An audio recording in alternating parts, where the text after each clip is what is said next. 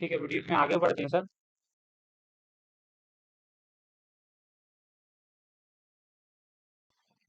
सबसे पहले उमंग तनेजा जी को मैं प्रणाम करना चाहूँगा, स्पेशल थैंक्स देना चाहूँगा, क्योंकि मैंने उनके थ्रू बहुत चीज़ सीखा है। उनका बुक्स मेरा फेवरेट है एस्ट्रोलॉजी की लाइन में।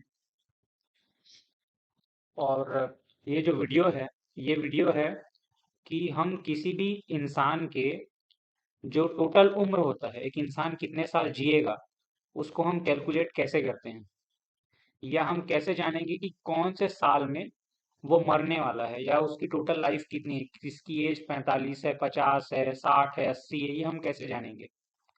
हेलो, मेरा आवाज क्लियर आ रहा है सर? जी सर, ठीक है। तो ये मेरा सबसे पहला जो स्लाइड है, जिसमें आप लिखा हुआ देख सकते हो, प्री रिक्विजिट नॉलेज, यानी कि आपको ये वीडियो देखते समय, या हम जो फॉर्मूला यूज करने वाले हैं, जो टेक्निक यूज करने वाले हैं लाइफ को कैलकुलेट करने का, या डेथ का डेट निकालने का, उसके लिए हमको क्या क्या पता होना चाहिए, वो मैंने स्क्रीन पे लिख रखा है। सबसे पहली जो पॉइंट है, वो मैंने जो लिखा है कि हमारे कुंडली में 12 घर होते हैं, जैसा कि हम सभी जानते हैं जो भी एस्ट्रोलॉजी सीख रहे हैं।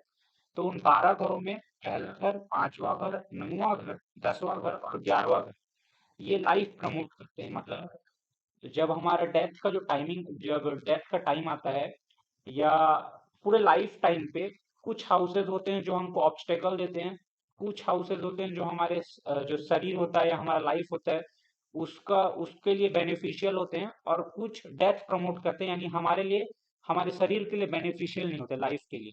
उसी में पहला, पांचवा, नौवां, 10वां और 11वां जो घर होता है, वो लाइफ प्रमोट करता है। ठीक है सर? जी। उसके बाद जो दूसरा पॉइंट है कि छठवां घर, आठवां घर, 12वां घर, साथ में मारक भाव और बाधक भाव डेथ को प्रमोट करते हैं। आपको मारक और बाधक भाव के बारे में पता है? तो किसी भी कुंडली में जो मारक भाव होता है वो सबका सेम होता है। कुंडली का दूसरा भाव और सातवां भाव मारक भाव कहलाता है। ठीक है सर?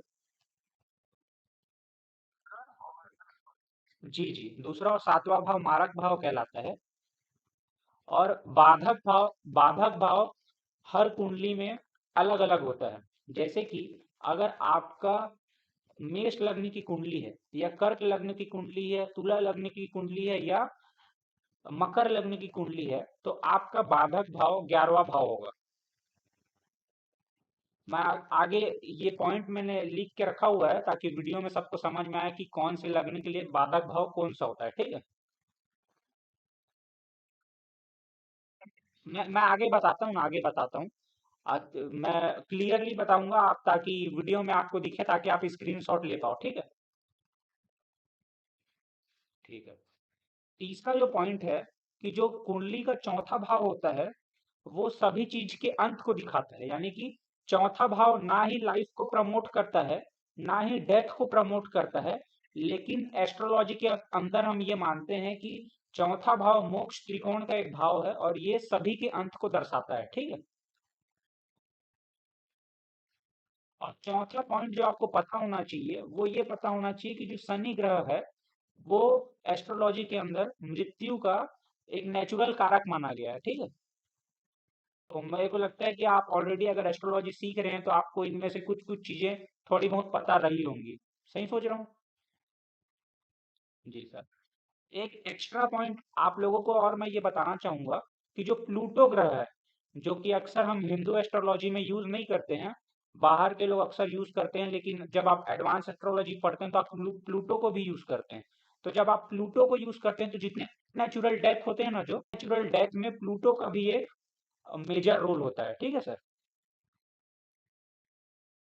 ओके, ठीक है। अभी तक जो मैं आपको समझाया हूँ, वो समझ में आया है?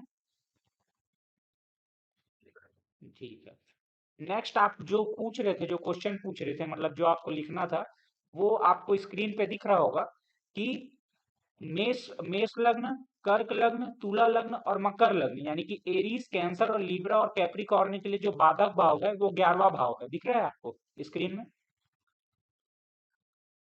उसके बाद वृषभ लग्न, सिंह लग्न, वृश्चिक लग्न और कुंभ लग्न के लिए बाधक भाव 9वां भाव है, दिख रहा है आपको। और उसके बाद जो डुअल साइंस है उनके लिए बाधक भाव 7वां भाव है, दिख रहा है आपको।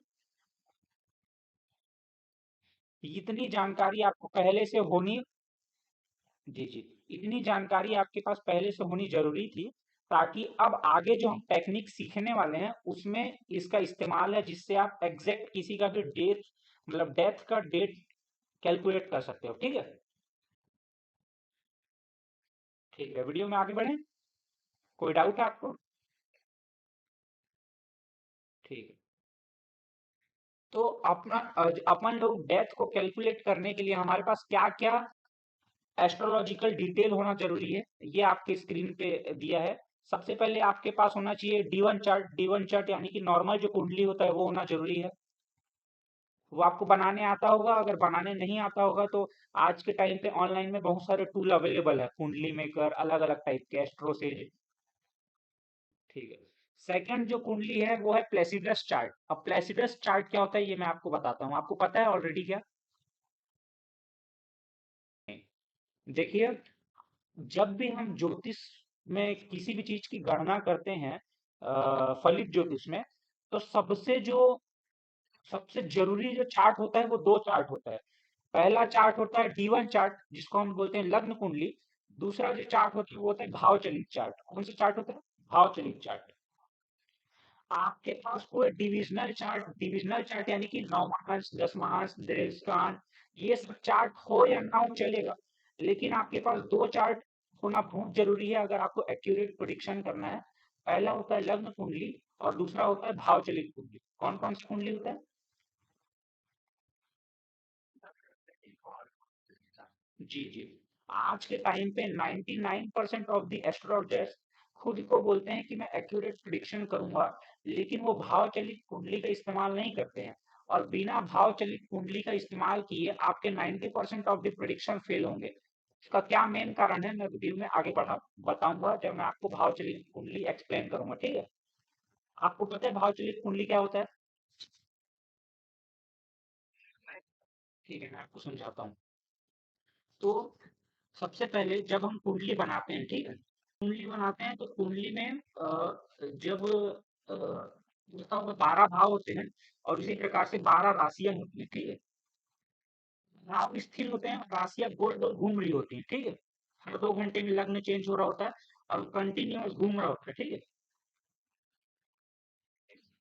किसी भी कुंडली का लग्न डिसाइड होता है इस आधार पे कि सबसे पहले भाव में सबसे पहला जो, मतलब सबसे पहला जो वो पड़ेगा आपका डिग्री पड़ेगा, वो कौन सी राशि का डिग्री है, इस आधार पे आपका लग्न डिसाइड होता है। ठीक है,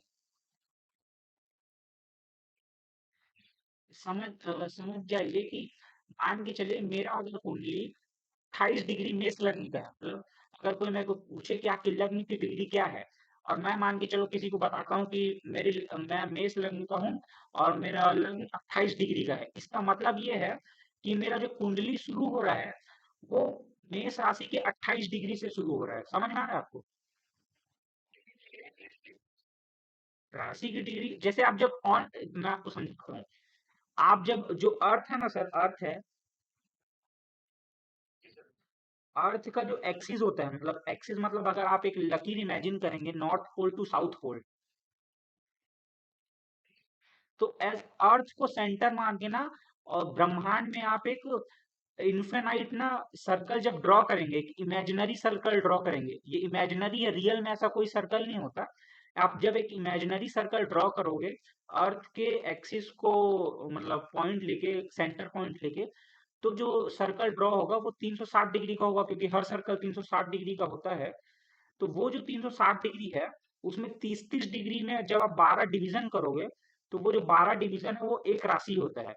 और क्योंकि एक एक जो राशि है वो 30 डिग्री का है, तो उसको जब और आप छोटे छोटे हिस्सों में बांटोगे, 30 हिस्सों में बांटोगे, तो एक एक डिग्री का वो हिस्सा होता है। इस प्रकार से उसका डिग्री कैलकुलेट होता है, मतलब कि कौन से डिग्री में लग्न आप बढ़ रहा है। जैसे कि अगर आप एक घड़ी का एग्जांपल लोगे कि घड़ी में क्या होता है कि कांटा घूम रहा होता है, कांटा घूम रहा होता है। उसी प्रकार से अगर आप उसको कुंडली इमेजिन करोगे और आप कांटे को स्थिर रख के ये इमेजिन करोगे कि वो जो घड़ी का जो वो है बेस है वो अगर गोल गोल घूम रहा है और एक घंटे के कांटे के सटीक में जो डिग्री आ रहा है उसको आप डिग्री मानोगे, उस हिसाब से आप लग्न की कुंडली इमेजिन करके देखो एक बार। हर चीज का डिग्री होता है, प्लानेट का तो डिग्री होता ही है, लेकिन इस चीज का भी डिग्री होता है कि वो हाउस, मतलब वो हाउस जो है वो राशि के कौन से डिग्री से शुरू हो रहा है। आपने अगर अपना कभी कुंडली बनाया होगा तो प्लानेट के डिग्री लिखने से पहले चार्ट में सबसे ऊपर लग्न का डिग्री लिखा होता है। लग्न का डिग्री सबसे इंपॉर्टेंट होता है चार्ट का। बिना लग्न के डिग्री के आपका कुंडली नहीं बन सकता। लग्न के डिग्री के आधार पर ही तो कुंडली बनाया जाता है कि कौन से लग्न की कुंडली बनेगी करके।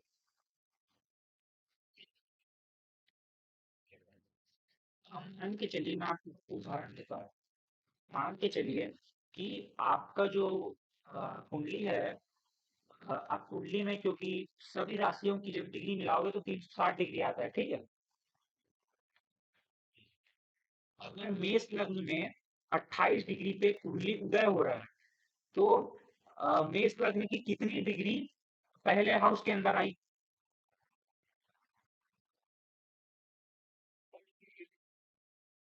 पहले हाउस में कितने डिग्री आई? अगर 28 डिग्री से पहला हाउस में 28 डिग्री से शुरू हो रहा है, मेष राशि के 28 डिग्री से शुरू हो रहा है पहला हाउस, तो कितने डिग्री मेष राशि के पहले हाउस में आए?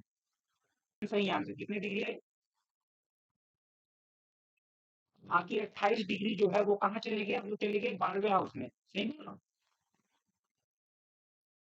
जी, क्योंकि जो वो है मतलब जो वो राशि है वो मतलब क्लॉकवाइज घूम रहा होता है, ठीक है। मतलब हर 2 घंटे में लग्न चेंज हो रहा होता है, मतलब हर समय जो राशियां हैं वो घूम रही होती हैं और भाव स्थिर रहते हैं। समझ में आ रहा है जो समझने की कोशिश कर रहा हूँ?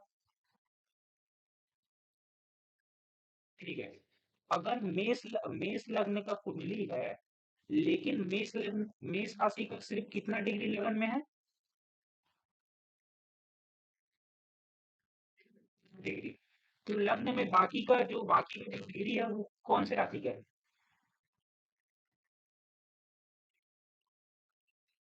वृषभ राशि का है। कितने डिग्री है वृषभ राशि के लगन के? 28 डिग्री, ठीक है। अब आप यहाँ देखेंगे कि वृषभ राशि का 28 डिग्री लगन में है, मेष राशि का मात्र 2 डिग्री लगन में है, लेकिन फिर भी हम ये बोल रहे हैं कि ये कुंडली कौन से राशि का लगन का है? मेष लगन का। समझ रहे हैं आप? डी वन कुंडली जो होता है, डी वन कुंडली में सबसे बड़ा फॉल्ट यहाँ पास आता है और इसीलिए हमें प्रभाव चलित कुंडली की जरूरत पड़ती है। मान के चलिए कि आपके कुंडली में मान के चलिए कि आज के दिन में अगर सूर्य वृषभ राशि में 3 डिग्री का है और कितने डिग्री का है?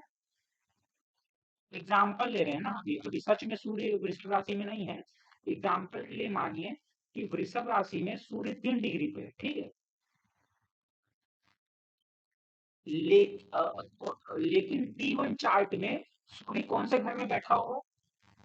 मेष लग्न का कुंडली है, मेष लग्न का कुंडली है तो और सूर्य वृषभ राशि में कौन से घर में बैठा होगा डी वन चार्ट में?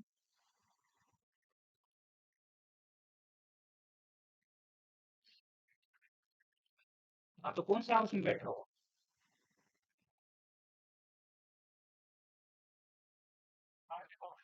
नहीं नहीं, वृषभ वृषभ वृषभ राशि। वृषभ राशि में है क्या होती है?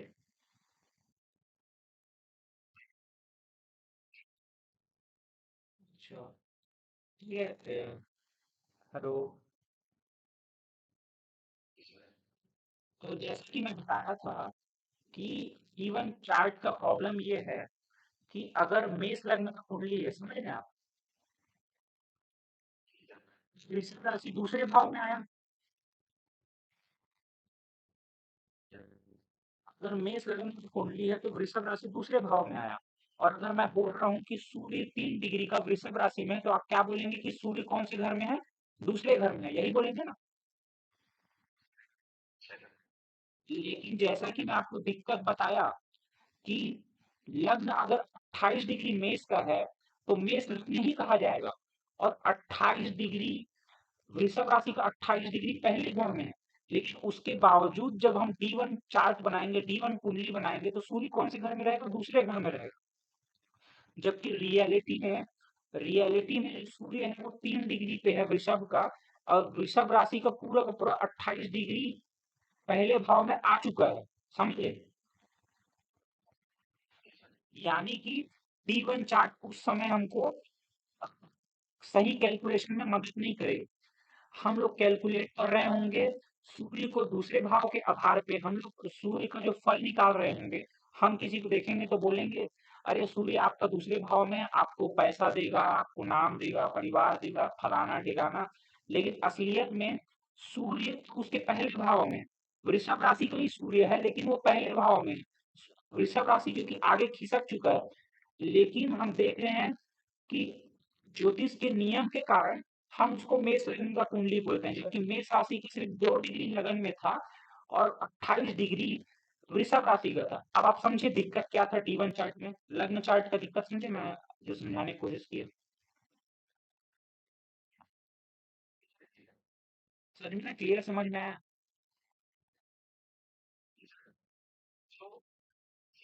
जी। हाँ। हाँ।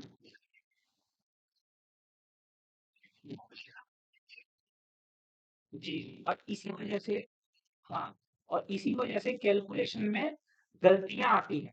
आदमी देख रहा होता है, ये जो नॉर्मल ज्योतिष है, जो भाव चलित कुंडली यूज नहीं करता है, वो सूर्य की गणना दूसरे भाव के आधार पे कर रहा होता है, करता है, फिर उसका ना प्रिडिक्शन गलत होता है, और वो ये सोचता है कि मेरा प्रिडिक्शन गलत क्यों हो रहा है, क्योंकि सूर्य दूसरे भाव के आधार पे रिजल्ट दे ही नहीं रहा होता है।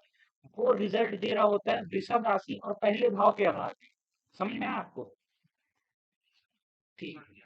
और इसीलिए हमको जरूरत पड़ता है भाव चलित कुंडली का। और ऐसा इसलिए है, और मैं आपको और आगे डिटेल में इस बात को समझाता हूँ थोड़ा। भाव चलित कुंडली भी दो दो प्रकार के होते हैं। पहला ये जिसमें हाउसेस को भी 30 डिग्री माना है और राशि को भी 30 डिग्री माना है। समझ में आ गया?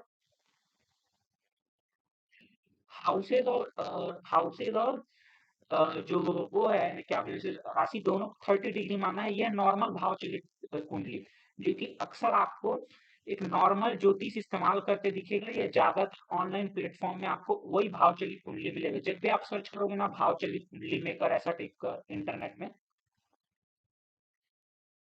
तो आपको नॉर्मल भाव चलित कुंडली देखने को मिलता है, जिसमें वो एक एक भाव का 30 डिग्री मान रहा है।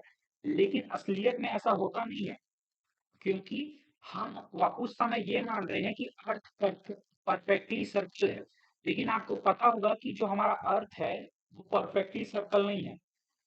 समझ रहे? चलो, मेरा आवाज क्लियर आ रहा है सर? जी। ठीक है।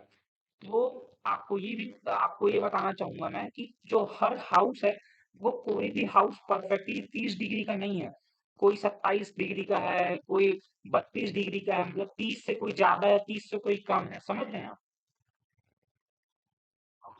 हाउस हाउस राशियां सब 30 डिग्री, हाँ, राशियां सभी 30 डिग्री की हैं, लेकिन हाउसेस 30 डिग्री के नहीं है। कोई हाउसेस 30 डिग्री से थोड़े ज्यादा है, कोई हाउसेस 30 डिग्री से थोड़े कम है। समझ रहे हैं? देखिए, 7th हाउस 10th हाउस के कंपैरिजन में छोटा है। 10th हाउस 7th हाउस से बहुत बड़ा है। समझ रहे हैं? अब यहाँ जो दो प्रकार के भाव चलित कुंडली है, पहला जो नॉर्मल टाइप है, उसका भी जब इस्तेमाल करते हैं ना, तो उसमें भी गणना में बहुत सारी गलतियां होती हैं। इसलिए हम सेकंड टाइप का भाव चलित कुंडली इस्तेमाल करते हैं, जिसमें हमको एक्यूरेटली पता होता है कि कौन सा हाउस कितने डिग्री का है। और उस भाव चलित कुंडली को बोलते हैं निरायणा भाव चलित कुंडली, या बोलते हैं प्लेसिडस चार्ट। समझ में आप? आपको दिख रहा है जो दूसरे पॉइंट में प्लेसिडस चार्ट लिखा है वो क्या है, समझ में आया? और आपको ये भी समझ में आया होगा कि भाव चलित कुंडली क्यों इस्तेमाल करते हैं, या भाव चलित कुंडली होता क्या है, ये भी समझ में आ गया आपको? ठीक है। अब आपको ये बताता हूँ कि ये प्लेसिडस चार्ट क्यों बोलते हैं। प्लेसिडस असलियत में एक साइंटिस्ट का नाम था, एक विदेशी, जो कि इस चीज को जो खोज किया था और जो एग्जैक्टली बताया था कि कौन सा हाउस किस लोकेशन पे किस आधार पे कितने डिग्री का होगा, समझ में आया? और तीसरा जो डिटेल हमको जरूरत है exact time and date prediction का डेथ के लिए, वो है हमको नक्षत्र और उप नक्षत्र का पता होना। और ये हर जगह आपको दिख जाएगा। मतलब अगर आपको प्लैनेट्स का डिग्री पता है तो आपको ये पता चल जाएगा कि वो कौन से नक्षत्र में बैठा है और कौन से उप नक्षत्र में बैठा है। ये बहुत आसान होता है, आपको हर ऑनलाइन प्लेटफॉर्म में मिल जाएगा, या आप खुद भी इसको वो कर सकते हो, मतलब उंगलियों में ही काउंट कर सकते हो। ठीक। ठीक है, आगे बढ़े। तो सब समझ में आ रहा है जो समझा रहा हूँ? ठीक है। जो हम फॉर्मूला यूज करेंगे एग्जैक्ट डेथ के टाइमिंग को प्रिडिक्ट करने के लिए, वो फॉर्मूला कुछ इस प्रकार है। Total number of years of life is equal to A divided by A plus B and whole into 120। इसमें जो ए है वो है total number of life promoting houses under planets of your chart. B है total number of death promoting houses under planets of your chart. और 120 है विषमोत्तरी दशा system का टोटल ईयर्स। मैं आपको और पर डिटेल में समझाता हूँ। यहाँ पे सबसे पहले स्लाइड में मैंने आपको बताया था कि पहला हाउस, पांचवा हाउस, नौवां हाउस, 10वां हाउस, 11वां हाउस लाइफ को प्रमोट करते हैं। समझ में आया आपको? वो सारे नंबर ए कैटेगरी में आते हैं। कौन सी कैटेगरी में आते हैं? आपको स्क्रीन में क्लियर फॉर्मूला दिख रहा है जो मैंने लिखा है, A divided by A plus B into 120। ठीक है। उसके बाद आपको मैंने बताया था कि 6, 8, 12 बादक हाउस और मारक हाउस बी कैटेगरी में आते हैं, मतलब वो डेथ को प्रमोट करते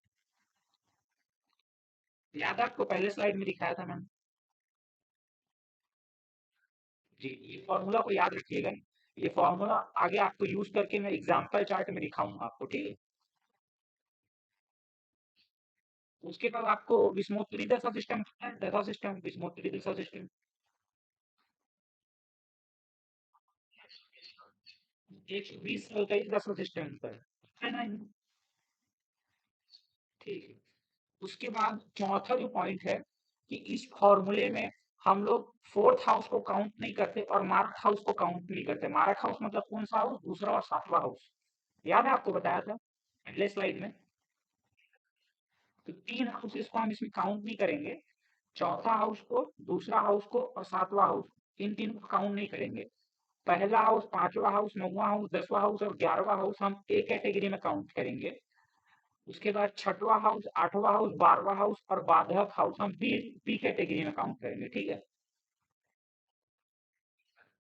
आपको एक और पॉइंट जो ध्यान में रखना है कि हर लग्न के लिए बाधक हाउस अलग अलग है। याद है कि आपको? यानी कि मेष कर्क तुला और मकर लग्न में जो 11वां हाउस है जो कि बाधक हाउस होगा, तो उस समय जो 11वां है वो ए कैटेगरी में नहीं काउंट करेंगे, उसको बी कैटेगरी में काउंट करेंगे।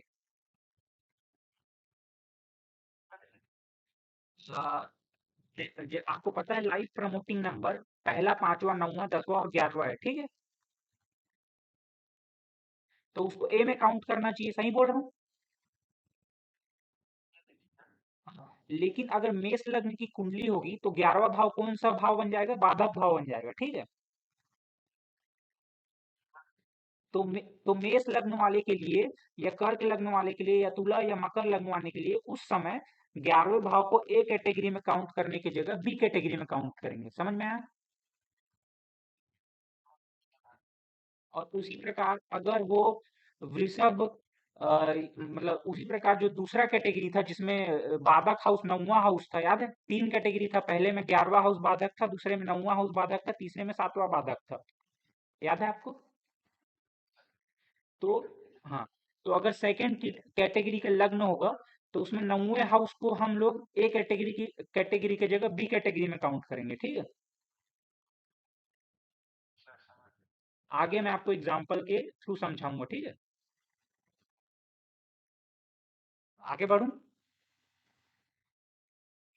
ठीक है। इस ये जो रूल है इसमें ना दो अपवाद हैं। दो अपवाद मतलब दो जगह ये रूल काम नहीं करता है। पहला, आपको ये रूल अप्लाई करने से पहले ये चेक करना है कि कुंडली का जो असेंडेंट है, यानी कि कुंडली का जो लग्न भाव का कस्पल सब लॉर्ड है, वो डेथ प्रमोटिंग हाउसेज ना शो कर रहा हो अपने नक्षत्र और उप नक्षत्र के लेवल पे, अपने प्लैनेट के लेवल पे। जो लग्न भाव का जो कस्पल सब लॉर्ड है, वो इसको शो ना कर रहा हो। और दूसरा पॉइंट जहां ये काम नहीं करेगा, वो है कि मान के चलिए आपका कोई भी महादशा चल रहा है। मान के चलिए आपकी शुक्र की महादशा चल रही है, और शुक्र का महादशा के अंदर वो डेथ, मतलब डेथ प्रमोटिंग नंबर्स दिखा रहा है, 6, 8, 12, या बाधक भाव भाव का नंबर दिखा रहा है नक्षत्र, उप नक्षत्र या प्लानेट लेवल पे। और उस समय अगर शनि की अंतरदशा या प्रत्यंतर दशा आ जाती है और नेटल चार्ट के ऊपर बुरा ट्रांजिट आ जाता है, तो उस समय भी ये फॉर्मूला काम नहीं करेगा। इन दो केसेस में डेथ उसी समय हो सकती है। समझ रहे हैं? मतलब पहले केस में डेथ एकदम यंग एज में हो जाएगा, पैदा होने के कुछ समय बाद ही, कुछ सालों में, कुछ महीनों में या कुछ दिनों में। और सेकंड केस में डेथ उस समय हो सकती है जिस समय ऐसा सिचुएशन बनता है किसी भी नेटिव के लिए। दोनों केस आपको समझ में आ रहे हैं? पहला केस है कि कस्पल सबलॉर्ड जो है एसेंडेंट का, लग्न का जो कस्पल सबलॉर्ड है, वो डेथ प्रमोटिंग हाउस दिखा रहा है। और दूसरा केस है कि जो कोई भी महादशा चल रहा है जो डेथ प्रमोटिंग नंबर दिखा रहा है, उस महादशा के अंदर सैटर्न का अंतर या प्रत्यंतर दशा आ जाए और नेटल चार्ट के ऊपर बैक ट्रांजिट हो रहा हो किसी बुरे प्लैनेट्स का या बुरे कॉम्बिनेशन। ठीक है,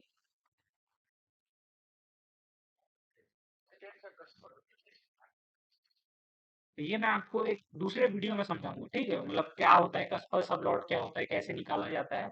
इस वीडियो में मैं आपको इसी का ये समझाऊंगा कि इसका मतलब क्या है। कि अगर आप यहाँ लाइन में देखे होगे तो लिखा हुआ if cuspal sublord of ascendant shows death promoting houses, तो आपके दिमाग में ये भी क्वेश्चन आ रहा होगा ये क्या होता है, सोज डेथ प्रमोटिंग हाउसेज, ये कैसे देखेंगे।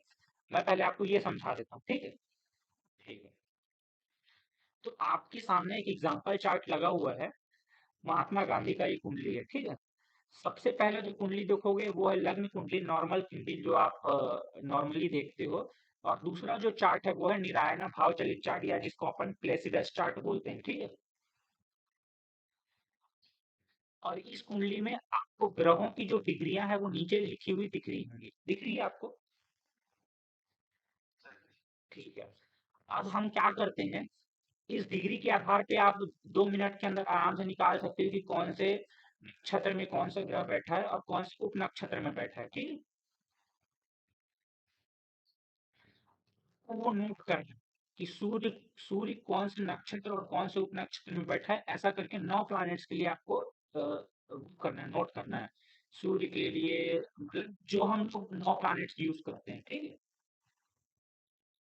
कि कोई जो एक्स्ट्रा नेपच्यून, प्लूटो और यूरेनस है इसको नोट नहीं करना है, आपको सिर्फ उन्हीं 9 प्लैनेट्स को नोट करना है जिसके बारे में हम लोग इंडिया में मेनली पढ़ाई करते हैं। ठीक है,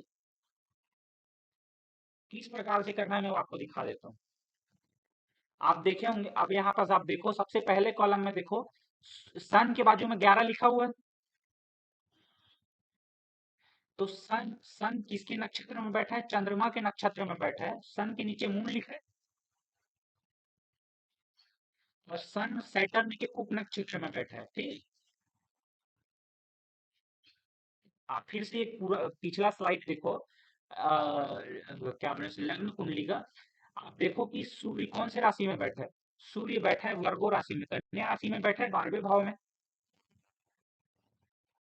लग्न कुंडली में दिख रहा है सूर्य 12वें भाव में बैठा है, कन्या राशि में बैठा है। ठीक है, और नीचे देखो आपको सूर्य का डिग्री दिख रहा होगा, 17 डिग्री दिख रहा है आपको। तो कन्या राशि में 17 डिग्री में कौन सा नक्षत्र आता है? हस्त नक्षत्र आता है, पता है कि? जी, तो हस्त नक्षत्र जो है वो चंद्रमा का नक्षत्र है। और ये यहाँ पास लिखा हुआ है कि जो सूर्य है, सूर्य चंद्रमा के नक्षत्र में बैठा है, और कन्या राशि में 17 डिग्री पे शनि का उप नक्षत्र आता है। तो ये लिखा है कि सूर्य चंद्रमा के नक्षत्र और शनि के उप नक्षत्र में बैठा है। समझ में आया सर आपको?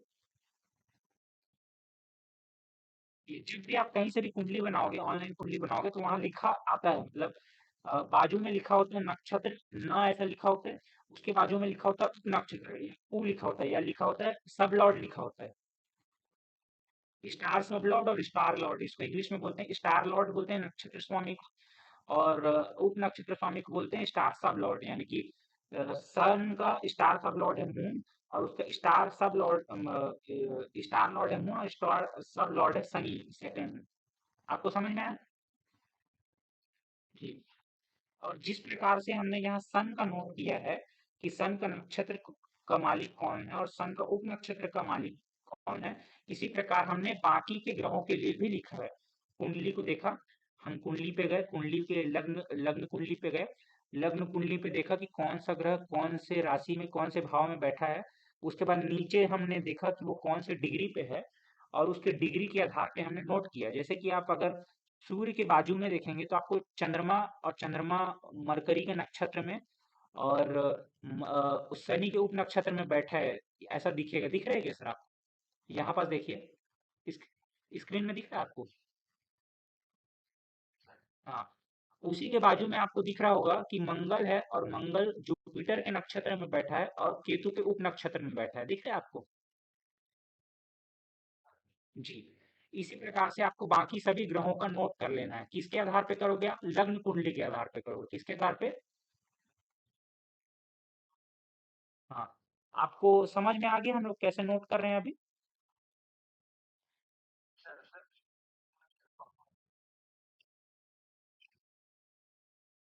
हाँ। जी, जी, बिल्कुल, बिल्कुल। ये आप मेरे थ्रू बनवा भी सकते हो, मतलब आप तो नहीं, मतलब जो भी मेरे थ्रू कुंडली बनाएगा उसको मैं ये बना के देता हूँ टेबल या नॉर्मली, और अच्छे तरीके से। अगर आपने मेरे पुराने वीडियोस देखा हो तो उसमें मैं ऑलरेडी टेबल एक बना के देता हूँ हॉरिजॉन्टल। अब आप यहाँ देखेंगे, इस टेबल में देखेंगे कि प्लैनेट्स, नक्षत्र स्वामी और उप नक्षत्र स्वामी के बाजू में कुछ नंबर्स लिखे हुए हैं, दिख रहे हैं आपको?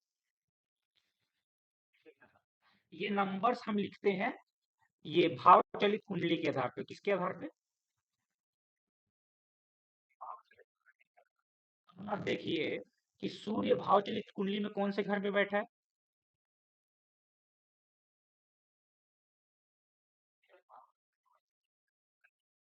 और वो कौन से भाव का मालिक है?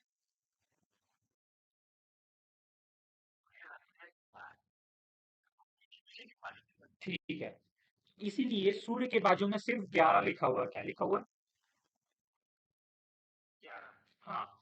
उसी प्रकार से आप देखोगे कि भाव चलित कुंडली में चंद्रमा बैठा है 10वें भाव में, और 10वें का ही मालिक है। देख रहे हैं आप? इसलिए चंद्रमा के बाजू में यहाँ 10 लिखा हुआ है। ठीक है। अब आप शनि को देखोगे कि शनि में 2, 4 और 5 लिखा है। दिखाई दे रहा है आपको? तो भाव चलित कुंडली में देखिए कि शनि बैठा है दूसरे भाव में। दिख रहा है आपको यहाँ पे? चौथे का मालिक है और पांचवे का मालिक है। दिख रहा है आपको? तो क्या क्या लिखे? 2, 4 और 5 लिखे। क्या लिखे? 2, 4 और 5। आपको समझ में आ गया कि कैसे लिखे? जहां का मालिक है और जहां बैठा है, समझ गए? इसी प्रकार से हम सभी का नंबर लिखते हैं। जैसे इन तीनों का लिखा ना, उसी प्रकार से सभी का नंबर लिखेंगे। क्या कौन कौन से नंबर लिखेंगे? हाँ, ठीक है, ठीक है। लेकिन राहु केतु का नंबर कैसे लिखते हैं वो अब हम देखेंगे कि राहु और केतु का नंबर कैसे लिखा जाता है। बाकी सब ग्रहों का नंबर लिखना आसान है, राहु और केतु का नंबर लिखना थोड़ा मुश्किल है। राहु और केतु का नंबर 4 लेवल पे लिखा जाता है। सबसे पहले ये देखा जाता है कि राहु और केतु किसके घर में बैठे हैं। ठीक है। किसके राशि में बैठे हैं उसका नंबर लिखेंगे, फिर किसके साथ कंजंक्शन है उसका नंबर लिखेंगे, फिर कौन उनको देख रहा है उसका नंबर लिखेंगे, और फिर वो कौन से घर में बैठे हैं उसका नंबर लिखेंगे। मैं आपको एग्जांपल के साथ समझाता हूँ। अब आप यहाँ देखो कि राहु किसके घर में बैठा है, लग्न कुंडली में देखो, और किसके घर में बैठा है?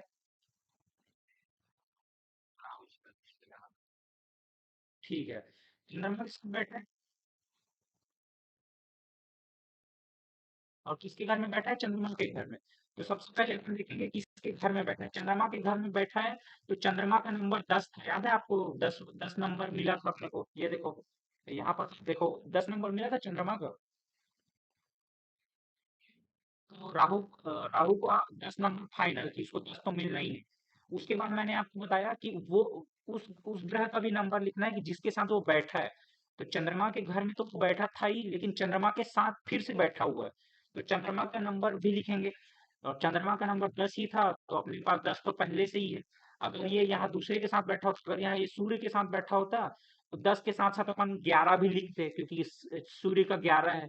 याद है आपको? जी। उसके बाद हम देखेंगे कि चंद्रमा को देख कौन रहा है। तो मेरे हिसाब से चंद्रमा को आपके हिसाब से कोई ग्रह देख रहा है क्या चंद्रमा को?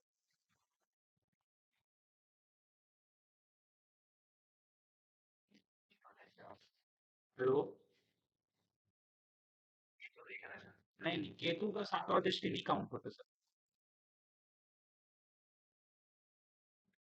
अब आपका जो चौथा जो पॉइंट आएगा, मतलब अब आप यहाँ देखेंगे कि कोई भी ग्रह नहीं देख रहा है, तो हमारे पास कौन सा नंबर आया? 0 नंबर आया। कौन सा नंबर आया? 0 0, शून्य। तो अपन वहां कुछ भी नहीं लिखेंगे। उसके बाद जो हमारा चौथा पॉइंट था कि हम वो घर देखेंगे जो घर में खुद राहु बैठा है। और ये हम कहाँ से देखेंगे कि राहु कौन से घर में बैठा है? जब भी घर में बैठने की बात आएगी तो अपन भाव चलित कुंडली देखेंगे, राहु कौन से घर में बैठा है।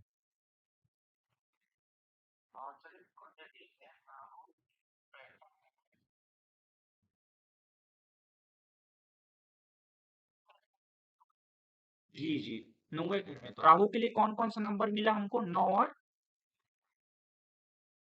10। तो समझ में आया? राहु और केतु के लिए चार चार लेयर में हम लोग काउंट करते हैं। सबसे पहला होता है किसके राशि में बैठा है, जिसके राशि में बैठा होता है उस राशि स्वामी का नंबर मिलता है उसको। फिर उसको और नंबर मिलता है उसका जिसके साथ वो बैठा होता है। फिर उसको और उसका नंबर मिलता है जो ग्रह उसको देख रहा होता है। ये तीनों चीजें हम लग्न कुंडली से देखते हैं। और उसके बाद जो चौथा पॉइंट आता है कि वो कहाँ बैठा है, ये चौथा पॉइंट हम लोग भाव चलित कुंडली से देखते हैं। ठीक है?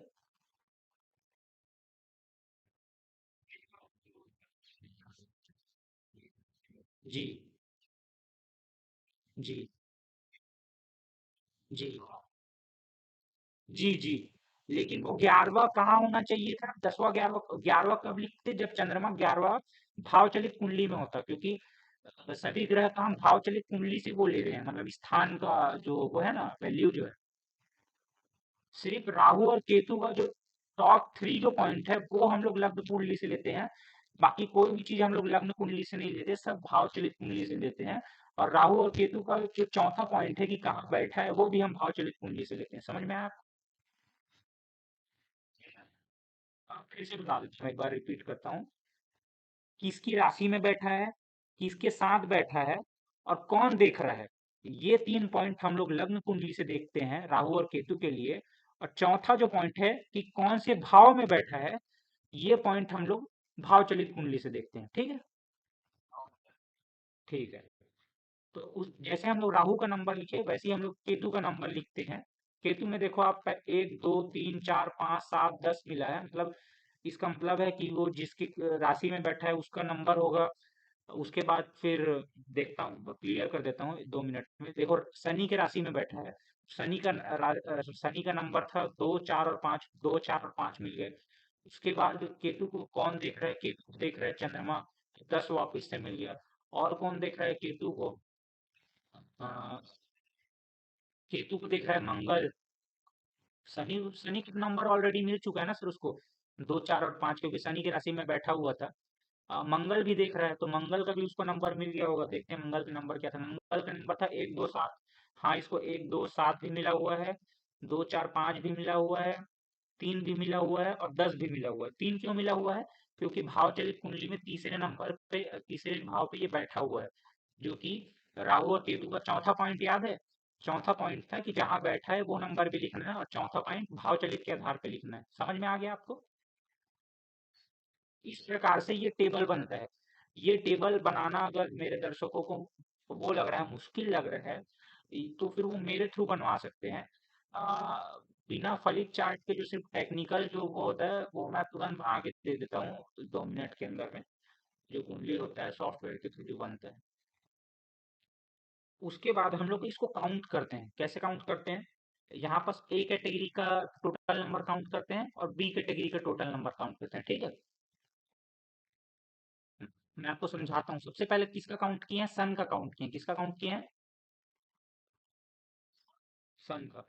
इसका कुछ जरूरी नहीं है सन का ही पहले काउंट करो, मतलब मैं एग्जांपल के लिए सन पहले काउंट कर रहा हूँ। तो सन के पास अपने पास कितने नंबर हैं? सन सन वाले ग्रुप में अपने पास है 11, 10, 2, 4, 5। कौन कौन से नंबर हैं?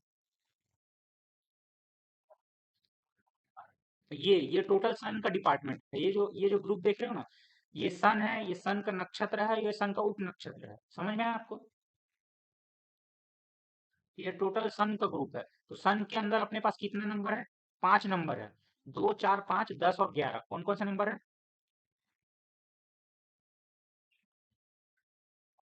तो अब आप मेरे को बताइए कि इन 5 नंबर में कौन सा ए कैटेगरी में आएगा और कौन सा बी कैटेगरी में आएगा।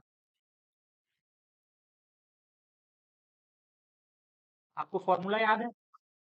नहीं, 2 नंबर किसी में नहीं आएगा सर। मैं आपको बताया ना, मारक भाव काउंट नहीं होता। सिर्फ बाधक भाव 6, 8, 12 काउंट होता है बी कैटेगरी में। मारक भाव काउंट नहीं होता। 4 भी काउंट नहीं। हेलो। हाँ। हाँ। कौन सी कैटेगरी में?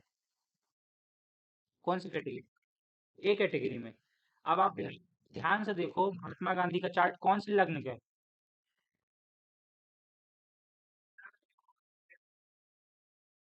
तो तुला लग्न में बाधक भाव कौन सा हाउस होता है?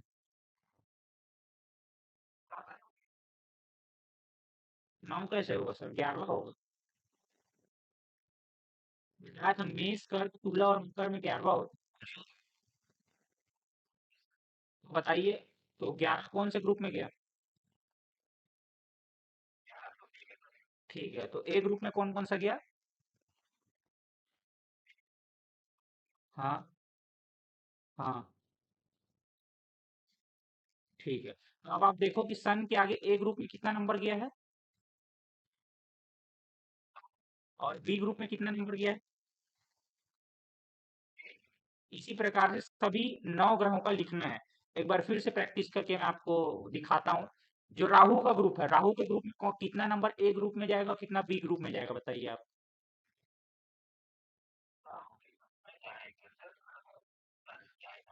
हाँ। ठीक है, 3 नंबर। और बी ग्रुप में कौन सा जाएगा?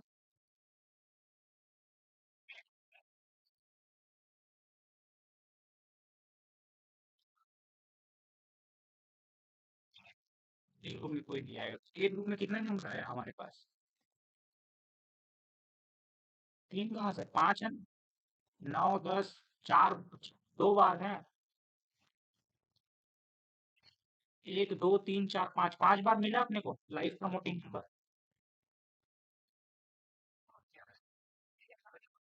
जी जी। तो आप देखो कि मतलब यहाँ दिखा राहु 2 0 दिख रहा है आपको? कौन कौन सा? कौन कौन सा?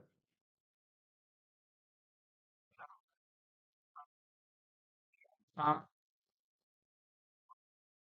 हाँ। तो आप मेरे को ये बताओ कि यहाँ 2 0 क्यों लिखा है? आप मेरे को ये बताओ कि यहाँ 2 0 क्यों लिखा है?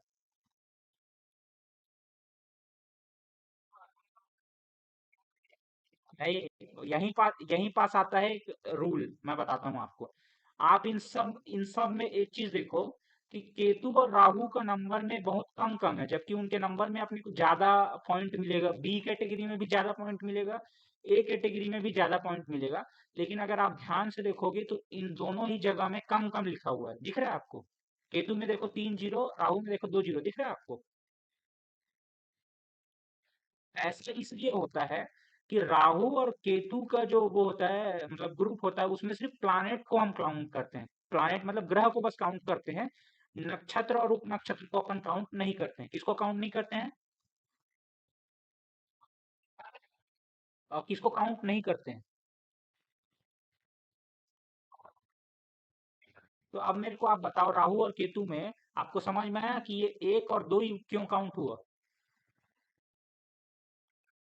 हाँ, अब केतु में कौन कौन सा काउंट होगा ए और बी ग्रुप में, बताओ।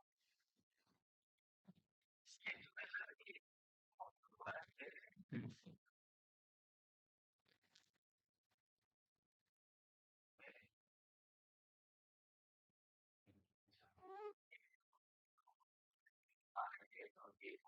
हम्म, हम्म, ठीक है। बाकी बाकी नहीं होगा, दो और सात नहीं होगा, दो और सात क्यों नहीं होगा?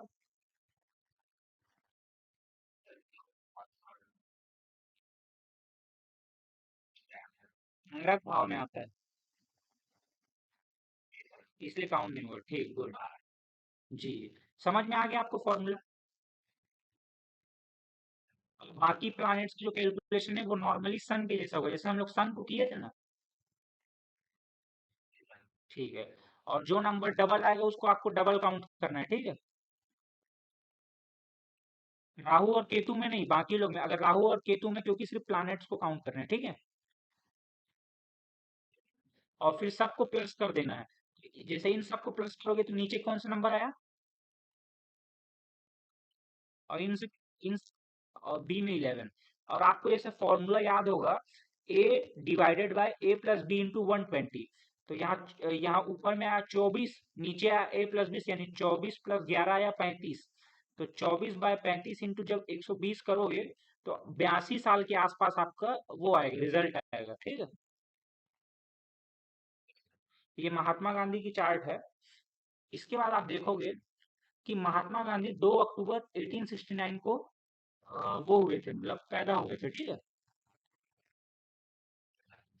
उसके बाद उनका जो डेथ हुआ वो हुआ 30 जनवरी 1948 को, ठीक है। और जिस समय उनका डेथ हुआ और जिस समय वो बॉर्न हुए थे, उनका जो एज है वो अप्रोक्सीमेटली इतना था।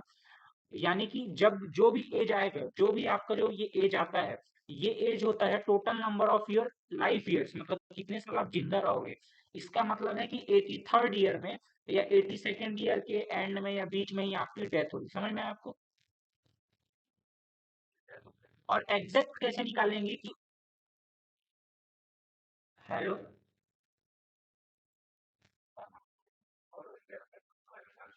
हाँ, जी जी। और ये कैसे निकालना है कि एग्जैक्ट पिन पॉइंट कैसे करना है कि कौन से डेट में होगा? सबसे पहले जिस साल में उनका डेथ होने वाला है उस साल का आपको दशा, अंतरदशा और प्रत्यंतर दशा का वो देखना है, सीक्वेंस देखना है, ठीक है। तो इसमें आप जिस अंतरदशा, मतलब महादशा, अंतरदशा, प्रत्यंतर दशा के सीक्वेंस में सबसे ज्यादा डेथ प्रमोटिंग नंबर्स जो दिखाएगा, उस उस सीक्वेंस में उनका डेथ होगा। जैसे कि जब महात्मा गांधी का डेथ हुआ उस समय जुपिटर का महादशा चल रहा था, जुपिटर के महादशा के अंदर वीनस का अंतरदशा चल रहा था, और वीनस के अंतरदशा के अंदर सन का प्रत्यंतर दशा चल रहा था, ठीक है। तो जुपिटर दिखा रहा था 6, 7, 10, 11, क्या दिखा रहा था? फिर से दिखा देता हूँ आपको यहाँ पास। आप यहाँ जुपिटर का सेक्शन देखो, जुपिटर के सेक्शन में देखो, डेथ वाले नंबर्स में दिखा रहा है 6 नंबर, 7 नंबर, 11 नंबर, 10 नंबर, मतलब जो नंबर अपन फॉर्मूला में यूज करते हैं वो नंबर, समझ रहे हैं आप? तो इसमें आप देखोगे 11वां तो उनका बाधक भाव हो जाता है, डेथ प्रमोटिंग नंबर। 6 नंबर भी डेथ प्रमोटिंग नंबर हो जाता है। 7 नंबर को हम लोग फॉर्मूले में यूज नहीं करते, लेकिन हम लोग को पता है कि 7 भी एक डेथ प्रमोटिंग नंबर है, क्योंकि ये मारक भाव का नंबर है। इसीलिए सबसे शुरुआत में फॉर्मूले में काम ना होते हुए भी मैंने आपको उन हाउसेस के बारे में बताया जो डेथ प्रमोट करते हैं। यानी मारक भाव का हम लोग फॉर्मूले में यूज नहीं किए, लेकिन फिर भी मैं वीडियो के शुरू में इंट्रोड्यूस किया, क्योंकि प्रिडिक्शन के समय में हमको नॉलेज होना चाहिए कि सैटर्न एक डेथ का नेचुरल सिग्निफिकेटर है, दूसरा और सातवां भाव डेथ को प्रमोट करता है, चौथा भाव एंड ऑफ एवरीथिंग है। ये सब हमको जब पता रहेगा तभी हम आगे बढ़ेंगे, ठीक है। और ये सब, ये जो टेक्निक है ये नाड़ी एस्ट्रोलॉजी का है। लेकिन अगर आप वैदिक एस्ट्रोलॉजी किए होंगे तो आपको ये पता होगा कि मेष लग्न में या तुला लग्न में तीसरा भाव भी बाधक भाव है, पता है आपको? तीसरा और छठवां भाव। जी ठीक है। जी। तो अब आप यहाँ देखेंगे कि जुपिटर दिखा रहा है 6 और 7 जो कि डेथ प्रमोट करता है। 11वां दिखा रहा है बाधक और 10 बस एक अकेला हाउस है जुपिटर के महादशा में जो उसको प्रोटेक्ट करने का कोशिश कर रहा है। बाकी जो 3 4 नंबर है वो सभी कौन से नंबर है? डेथ प्रमोटिंग नंबर है। समझ में आप? उसके बाद जुपिटर की महादशा में वीनस का अंतर्दशा चल रहा है। किसका अंतर्दशा चल रहा है? वीनस का। वीनस दे रहा है 7। हाँ, वीनस दे रहा है 7 8 और 12।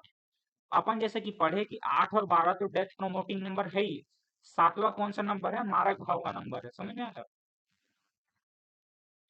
और आपको एक चीज पता होना चाहिए कि जो 7 8 12 का जो कॉम्बिनेशन है, नाड़ी एस्ट्रोलॉजी में ये कॉम्बिनेशन मर्डर का है। किस चीज का कॉम्बिनेशन है?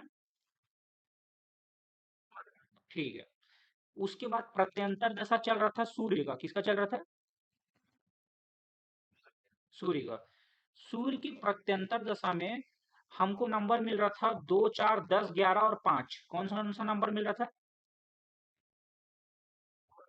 10 11 और 5। 5 मिल रहा था। ठीक है। तो 2 मारक भाव हो जाता है। चौथा एंड ऑफ एवरीथिंग हो जाता है। 10वां भाव उनको प्रोटेक्ट करने का कोशिश करता है और 11वां भाव भी उनके लिए बाधक भाव है। ठीक है।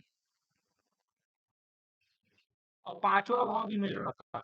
आपको ये जान के हैरानी होगी कि जब फेमस लोग का मर्डर होता है तो फेमस लोग के मर्डर के समय में अक्सर प्लैनेट्स 5 और 10 का कॉम्बिनेशन दिखाते हैं। 5 प्लस 10 का कॉम्बिनेशन दिखा रहे होते हैं। मैं आपको इस दिखाता हूँ। अगर आप सन के ऊपर फोकस करोगे, सन का प्रत्यंतर दशा चल रहा था। सन नंबर दे रहा है 2 4 5 10 और 11। 2 मारक भाव हो गया। 4 एंड ऑफ एवरीथिंग हो गया। 11वां बाधक भाव हो गया। तो उनको बचाने का काम कर रहा है सिर्फ 5 और 10। सही बोल रहा हूँ? और बाकी 3 नंबर क्या कर रहे हैं? उनको मारने का कोशिश कर रहे हैं। मतलब 3 हाउसेज, यहाँ हम लोग नंबर बोल रहे हैं लेकिन ये हाउसेज हैं। समझ रहे? ये मतलब एक प्रत्यंतर दशा एक 5 हाउस एक साथ एक्टिवेट करता है। एक अंतरदशा इतने सारे हाउसेस को एक्टिवेट कर रहा है। एक महादशा इतने सारे हाउसेस को एक्टिवेट कर रहा है। जो हाउसेस सबसे पावरफुली एक्टिवेटेड होंगे वो अपने जो असर होता है सबसे डोमिनेंट तरीके से दिखाता है। उनके डेथ के समय में डेथ प्रमोटिंग हाउसेस सबसे ज्यादा एक्टिवेट थे। तो प्रत्यंतर दशा में आप देखोगे कि 5 प्लस 10 का एक कॉम्बिनेशन बन रहा है। दिख रहा है? यहाँ 5 है, यहाँ 10 है। तो फेमस लोग का जब भी मर्डर वगैरह होता है, डेथ होता है, तो वहां 5 प्लस 10 का कॉम्बिनेशन अक्सर अपने को देखने को मिलता है। उसी प्रकार से वीनस में आपको दिखेगा 7 8 और 12 का एक कॉम्बिनेशन दिखेगा। 7 और 8 और 12 मर्डर का कॉम्बिनेशन होता है। और हम सभी को पता है कि महात्मा गांधी फेमस भी थे। उनका मर्डर हुआ, नेचुरल डेथ नहीं था। और उनका डेथ जो टाइमिंग हुआ प्लस डेथ के समय उनका जो एज था वो इसी फॉर्मूले से अपन निकाला। ये नाड़ी एस्ट्रोलॉजी का फॉर्मूला है। ठीक है। आपको टोटल वीडियो समझ में आया सर?